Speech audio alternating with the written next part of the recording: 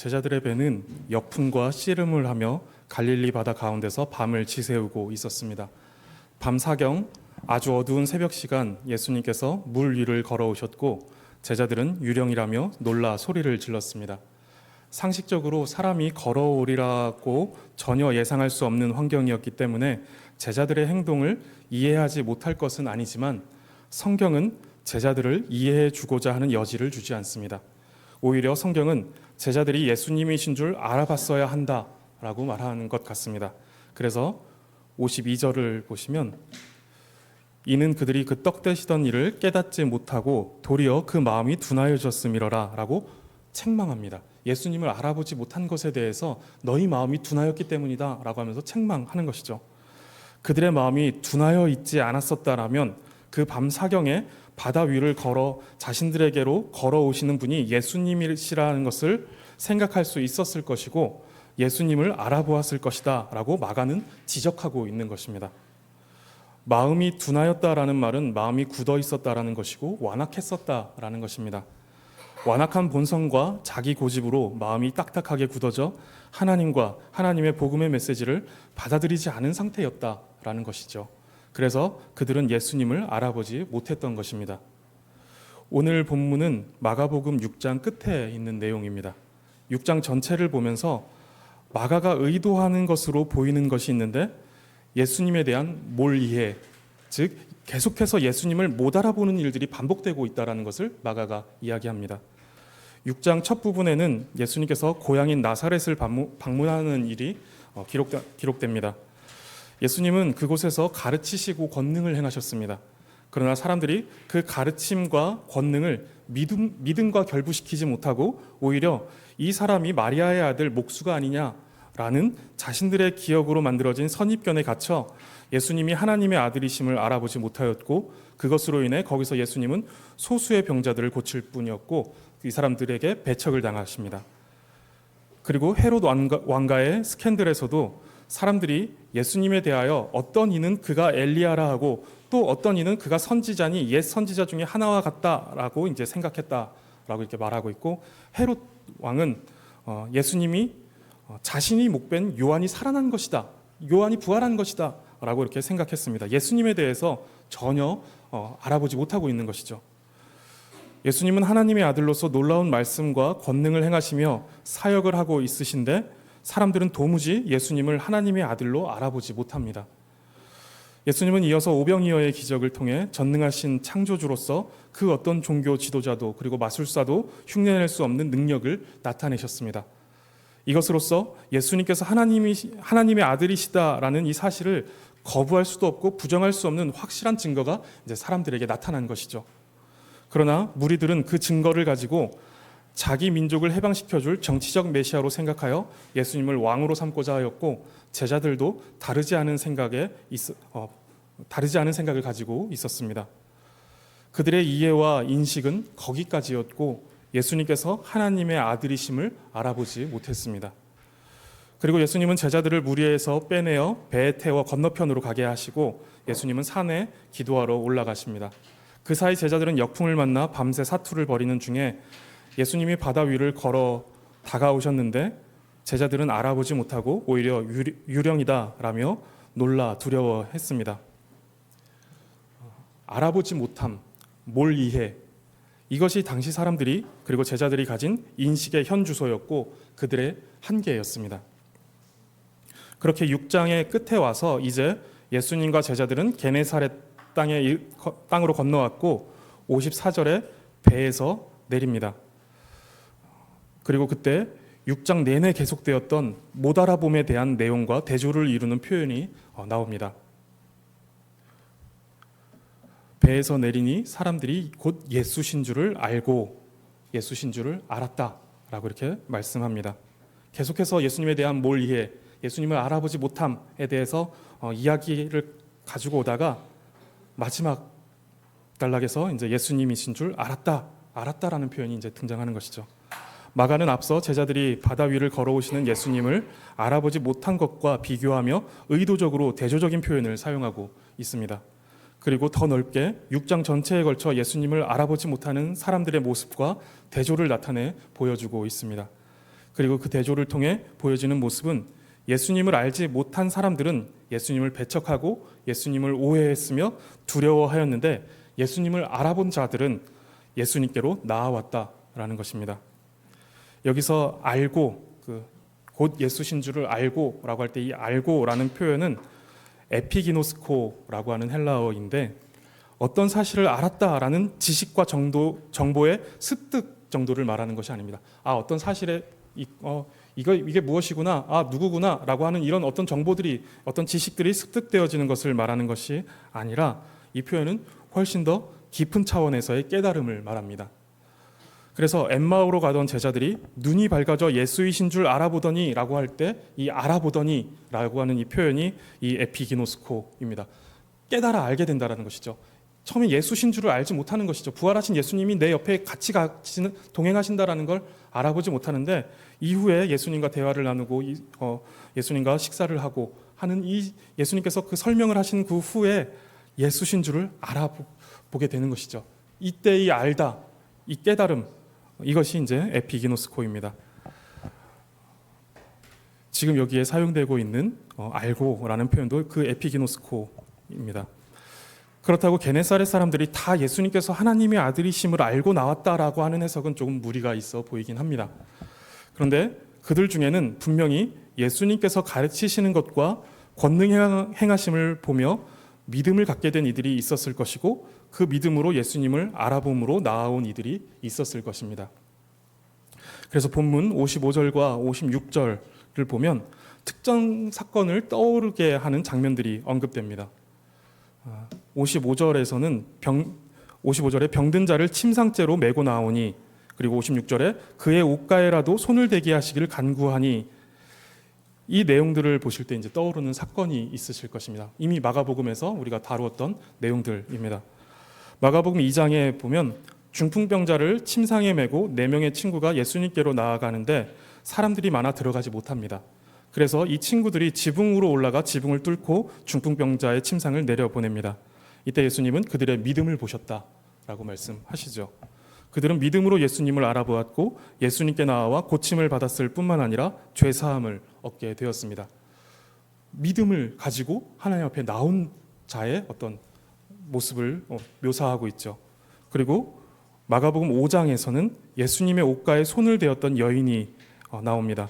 12해 동안 자신이 가지고 있는 모든 재산을 다 쏟아부으며 많은 의사들을 찾아다녔지만 아무런 효험을 얻지 못했습니다. 그런데 예수님께서 야이로의 딸을 고치시러 길을 지나가실 때 몰래 무리의 틈에 끼어들어 예수님의 옷자락을 만졌고 그 즉시로 고침을 받았습니다. 예수님은 그 여인의 이야기를 들어주시며 그의 믿음을 언급하시는데 이렇게 말씀하십니다. 딸아, 내 믿음이 너를 구원하였으니 평안히 가라. 내 병에서 놓여 건강할지어다. 여기서도 보면 이제 믿음이 언급됩니다. 믿음으로 주님 앞에 나아온 자의 모습인 것이죠. 그 모습이 지금 오늘 본문에서 언급되고 있는 것입니다. 오늘 본문은 예수님께서 게네사렛에서 사역하신 것을 말씀하고 있지만 학자들은 예수님께서 병자를 고치신 사역에 대한 요약이다라고 말합니다. 그러니까 게네사렛에서 예수님께서 사역하시는 것도 맞지만 그러나 또 한편에서 학자들이 마가의 이 기록을 해석할 때 이것이 이제 예수님께서 병을 고치시는 사역, 치유 사역에 대한 요약을 한 것이다라고 말한다는 것이죠. 마가는 예수님의 치유 사역을 요약하면서 두 사건을 떠오르게 함으로써 믿음을 가지고 예수님께 나아와 고침을 받고 구원받은 이들에 대하여서 상기시켜 줍니다. 믿음은 우리가 하나님을 알아볼 수 있게 해줍니다. 기독교가 신앙하는 존재가 하나님이시고 그 신이 천지를 창조했고 십자가에 못 박혀 세상을 구원하셨다라고 하는 어떤 사전적인 지식을 갖는 것이 아니라 생명력이 있는 지식을 갖게 한다는 것입니다. 생명력이 있는 지식이란 활동력이 있다라는 것인데 히브리서 4장 12절에 하나님의 말씀은 살아있고 활력이 있어 좌우에 날 선 어떤 검보다도 예리하여 홍과 영과 및 관절과 골수를 찔러 쪼개기까지 하며 또 마음의 생각과 뜻을 판단하나니라고 말씀합니다. 우리의 영혼과 육신에 걸쳐 전 인격을 찌르고 쪼개어 감찰하신다라는 것입니다. 그런데 그저 감찰하시는 것으로 끝나는 것, 이 말씀이 끝나지 않고 뒤에 말씀 14절부터 16절을 보시면 그러므로 우리에게 큰 대제사장이 계시니 승천하시니 곧 하나님의 아들 예수시라. 우리가 믿는 도리를 굳게 잡을지어다. 우리에게 있는 대제사장은 우리의 연약함을 동정하지 못하시리가 아니요 모든 일에 우리와 똑같이 시험을 받으신 이로되 죄는 없으시니라. 그러므로 우리는 긍휼하심을 받고 때를 따라 돕는 은혜를 얻기 위하여 은혜의 보좌 앞에 담대히 나아갈 것이니라. 우리 속에 하나님의 말씀이 살아있는 지식으로 들어와 역사하면 그 말씀은 우리의 전 인격 가운데 역사한다라는 것이죠. 우리의 전 인격에 역사하여 찌르고 쪼개어 예수님께서 하나님의 아들이심과 그분이 대제사장이 되사 우리를 긍휼히 여기시는 분임을 알게 한다는 것입니다. 그리고 그 알게 함은 때를 따라 돕는 은혜를 얻기 위하여 은혜의 보좌의 앞에 담대히 나가게 하고 믿는 도리를 굳게 붙잡는 그런 행위들로 어떤 운동력으로 역사한다라는 것이죠. 우리 속에 있는 지식이 참되고 살아있는 지식이라면 그 지식은 그저 책상 앞에 앉아 펜을 돌리며 관념 속에 하나님을 그리고 있지 않다는 것입니다. 살아계신 하나님께 나아가고 그분을 경험하게 하는 지식, 이것이 참 지식이고 살아있는 지식이다라는 것입니다. 오늘 본문은 이렇게 얼핏 볼 때 특별한 내용이 없어 보입니다. 그런데 큰 특징이 하나가 이제 발견되는데 54절에 배에서 내리셨다라는 것 외에 모든 동사의 주어가 대부분 마을 사람들이라는 것입니다. 그전에는 예수님께서 무엇을 행하셨고 예수님의 행위, 예수님의 행동에 주목하고 있었다라면 오늘 본문에서는 특징적으로 예수님의 행동이 등장하지 않고 사람들의 행동에 마가가 주목하고 있다라는 것입니다. 그러니까 오늘 본문에서 성경이 우리에게 보여주고자 하는 것은 예수님을 알아보고 예수님께 나온 사람들의 적극적인 행동과 그들의 열렬한 믿음입니다.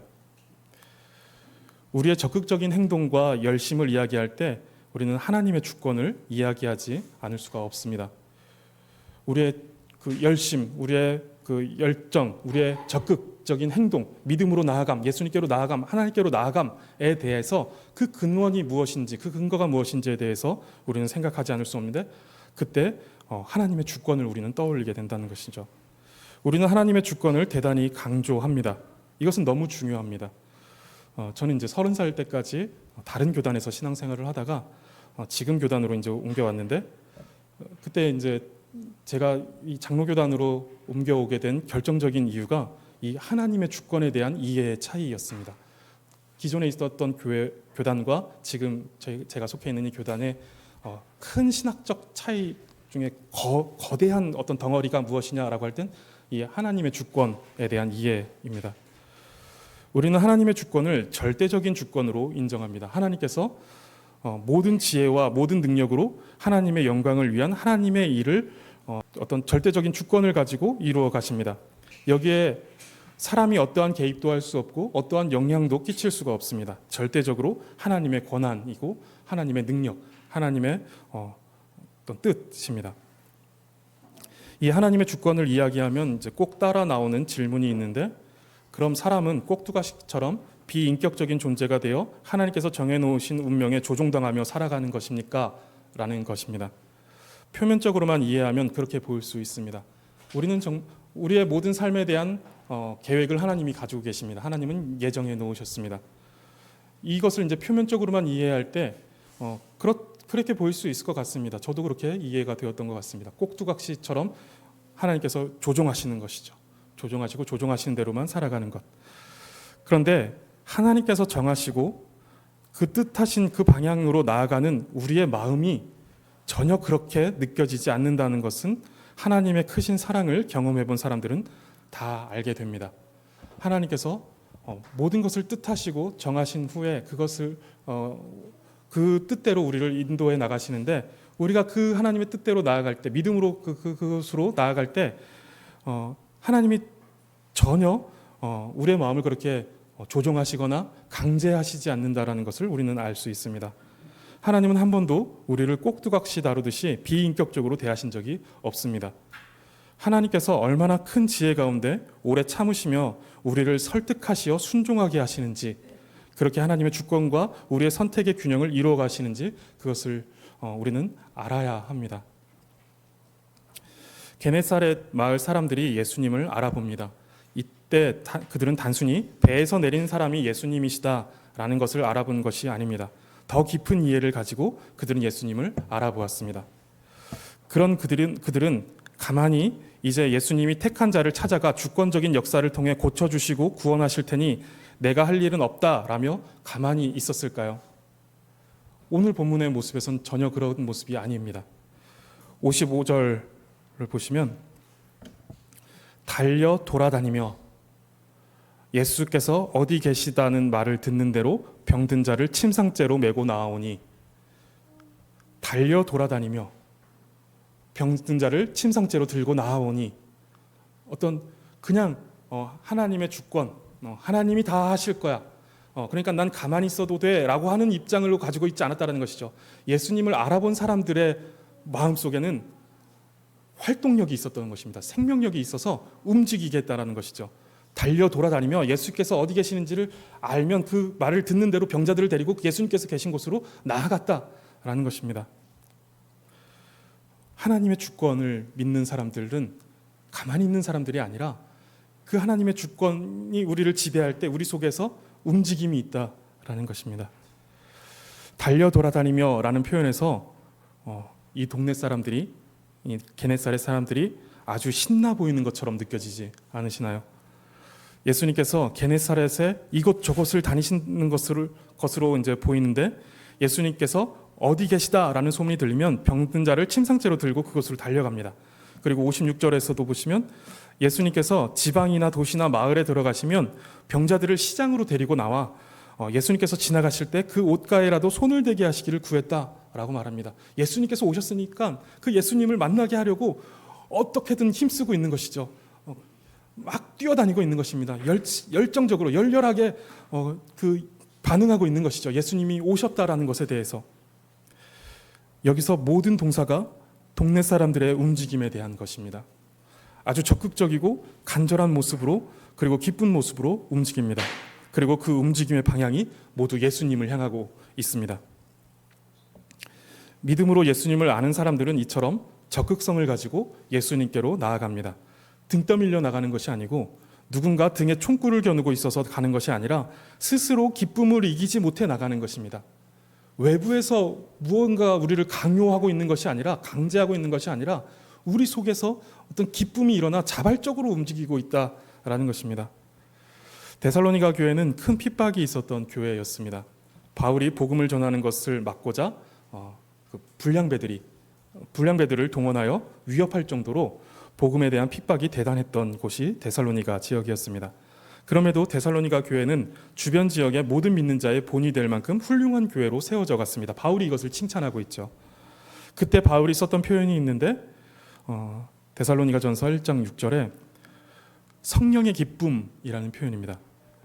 너희는 많은 환난 가운데서 성령의 기쁨으로 말씀을 받아 우리와 주를 본받는 자가 되었으니, 이들이 그 환난 가운데서 큰 환난이 그들에게 닥쳐 있었고, 어떤 불이익, 어떤 불합리한 어떤 어려움과 괴로움을 당하고 있었는데, 그 가운데서 말씀을 받아 주를 본받는 자가 될 수 있었던 것은 그들 속에 성령의 기쁨이 있었기 때문에 그렇습니다.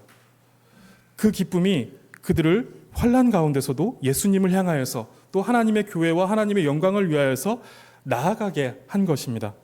환난 중에서도 하나님을 향한 발걸음을 멈추지 않을 수 있게 한 것은 그들 속에 있었던 성령의 기쁨이었다라는 것이죠. 요한복음 4장도 보시면 예수님께서 사마리아의 수가라는 동네를 지나가십니다. 그리고 거기에 한 우물가에 앉으셨는데, 그때 한 여인이 다가왔고, 그 여인은 예수님과 대화를 나누던 중에 예수님께서 메시아, 곧 그리스도시다라는 사실을 알게 됩니다.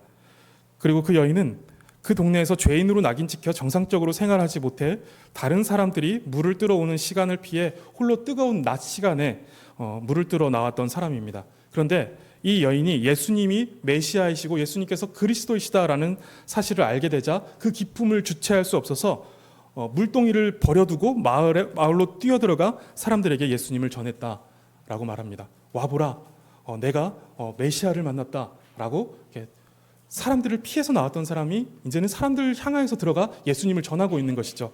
그 속에 무엇이 작동했을까라는 것을 이제 생각해 보는 것입니다. 예수님을 믿고 예수님을 아는 사람, 에피기노스코라고 하는 이 깊은 깨달음을 얻은 사람에게는 굉장히 강력하고 거룩한 감정이 하나가 생기는데 그것이 성령의 기쁨입니다.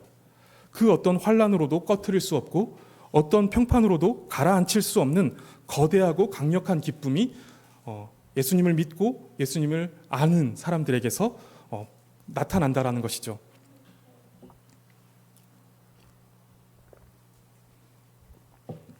개인적으로 굉장히 좋아하는 찬송가가 있는데 찬송가 191장입니다. 내가 매일 기쁘게 인데 그 중에서도 3절 가사를 굉장히 좋아합니다. 3절 가사가 나와 동행하시고 모든 염려 아시니 나는 숲의 새와 같이 기쁘다. 내가 기쁜 마음으로 주의 뜻을 행함은 주의 영이 함께함이라. 그리고 후렴구도 보시면 성령이 계시네 할렐루야 함께하시네 좁은 길을 걸으며 밤낮 기뻐하는 것 주의 영이 함께함이라.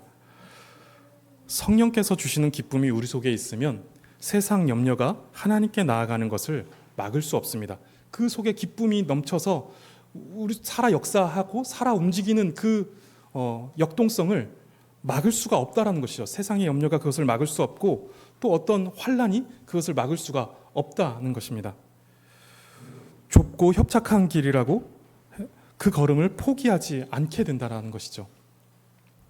이 기쁨은 우리로 하여금 움직이게 합니다. 우리 속에 역동성을 갖게 하는 것이죠. 하나님께로 나아가게 하고 하나님의 뜻을 행하게 합니다. 본문은 사람들의 행동에 주목을 하는데 그 행동의 근거는 그저 그들의 열심이 아니라 예수님을 알고 예수님을 믿음에서 주어지는 기쁨으로 인한 것입니다. 우리의 이 예배가 하나님을 알아가고 또 하나님에 대한 믿음이 강화되는 예배가 되어 우리의 삶에서 하나님의 영광을 향하여 힘있게 나아가는 성령의 기쁨이 일어나는 예배가 되기를 바랍니다. 56절 마지막을 보시면 이렇게 예수님께 나온 모든 병자들은 다 성함을 얻었다라고 말합니다. 그런데 여기서 예수님께 나와 성함을 받는 모든 병자들은 다 수동적입니다. 다른 사람의 손에 이끌려 예수님께 나아옵니다. 스스로 나오는 사람들이 없습니다. 55절에서는 누군가 병자의 침상을 들고 나왔고 56절에서는 누군가 병자를 예수님이 지나가시는 시장의 길목에 데려다 주었습니다. 스스로 나온 사람이 없고 그 성령의 기쁨에 충만한 사람들, 그 기쁨으로 그 속에 역동성을 가진 이들이 하나님께로 나아갔고 또 주변에 있는 병자들을 예수님께로 이끌어 갔던 것이죠. 우리 주변에는 스스로 예수님께로 나아가지 못하는 이들이 많이 있습니다. 그들이 누워 있는 침상을 옮겨줄 사람, 그들에게는 이제 누워 있는 침상을 옮겨줄 사람이 필요하고 예수님의 옷가에 손을 댈 수 있는 자리에 데려다줄 사람이 필요합니다. 하나님은 직접 그들을 찾다가 고치실 수 있지만 믿음으로 주께 나와 기쁨으로 섬기는 자들을 통해 그들을 만나시기로 정하셨습니다. 전도에 미련한 것을 통해 하나님을 알게 하시고 구원하시기를 기뻐하신 것입니다. 그래서 가장 영광된 이 일에 그 성령의 기쁨으로 움직이는 사람들, 하나님께로 나아가고 하나님께로 인도하고자 애쓰는 사람들, 이 사람들을 사용하셔서 그 큰 기쁨에 동참하게 하시는 것입니다. 가장 영광된 그 일에 동참하게 하시는 것이죠. 구원하시는 일은 하나님께서 하시는 일이지만 하나님은 사람의 마음에 기쁨을 주시어 동역할 그 사람을 불러 그를 사용하시어 전도에 미련한 것을 통해 구원하시고 또 그것을 기뻐하십니다. 우리 주변에 얼마나 많은 사람들이 스스로 예수님께 나아가지 못하고 있는지 모릅니다. 바울은 로마서 10장 13절에 누구든지 주의 이름을 부르는 자는 구원을 받으리라 라고 말씀합니다. 그리고 본문에서는 누구든지 예수님의 옷가에 손을 대는 자는 다 성함을 받게 되었다 라고 말합니다. 그런데 바울은 여기서 로마서 10장 14절에 이렇게 말합니다. 그런즉 그들이 믿지 아니하는 일을 어찌 부르리요 듣지도 못한 일을 어찌 믿으리요 전파하는 자가 없이 어찌 들으리요. 누구든지 주의 이름을 부르면 구원을 받고 다 성함을 얻을 것인데 그리고 누구든지 예수님의 옷가를 만지기만 하면 성함을 받을 것인데 그들은 스스로 그것을 할 수 없다는 것입니다. 믿지 않기에 부르지 못하고 듣지 못하기에 믿지 못하고 전파하는 이가 없이는 듣지 못합니다. 그래서 전파하는 이가 없이는 그들이 결코 부를 수 없다라는 것이죠. 구원을 주시는 주의 이름을 부를 수 없다라는 것입니다. 예수님께서는 누구든지 옷가에 손을 대는 사람은 다 성함을 얻게 하셨습니다. 그리고 하나님께서는 누구든지 주의 이름을 부르는 자는 구원을 얻게 하셨습니다. 그런데 병자가 예수님의 옷가에 손을 대기 위해서는 예수님께로 데려다 줄 사람이 필요하고 죄인이 주의 이름을 부르기 위해서는 전하는 이가 필요합니다. 예수님을 믿는 우리 속에 만들어진 성령의 기쁨은 우리를 하나님의 큰 일에 동참하게 할 것입니다. 그 기쁨은 달려 돌아다니며 병자를 예수님께로 데려가는 일을 하게 할 것이고 죄인이 주의 이름을 부를 수 있도록 그 죄인을 예수님께로 그리고 죄인에게 그 예수의 이름을 전하는 일을 하게 할 것입니다. 오늘 이 예배를 통해 그리고 이어지는 성찬을 통해 그 기쁨이 우리 속에 솟아나기를 바랍니다. 우리도 그 성령의 기쁨이 충만하여져서 그 성령의 기쁨으로 역동성을 가지고 그냥 가만히 잠자고 있는 신앙이 아니라 역동성을 가지고 살아 움직이는 신앙을 우리가 회복할 수 있기를 바랍니다. 게네사렛 사람들이 배에서 내리시는 예수님을 알아보았듯이 오늘 이 예배와 성찬 가운데 임재하시는 예수님을 알아보고 성령의 기쁨이 가득하시기를 바라겠습니다. 기도하겠습니다. 하나님, 오늘 이 예배 가운데 임재하시는 예수님을 바라보며 성령의 기쁨이 가득하게 하여 주시옵소서. 우리의 삶이 그 기쁨으로 활력을 얻어 하나님의 영광을 위해 힘있게 살아가게 하여 주시옵소서. 또한 누구든지 주의 이름을 부르는 자는 구원을 얻게 하시는 그 주님의 이름을 부를 수 있도록 전하는 자가 되게 하여 주시옵소서. 기쁨으로 힘써 전하는 자가 되게 하여 주옵소서. 이어지는 성찬식에 영적으로 임재하시는 예수님을 모든 감각을 통해 경험하며 큰 기쁨을 누리는 시간이 되게 하여 주시옵소서. 감사드리며 예수님의 이름으로 기도드립니다. 아멘.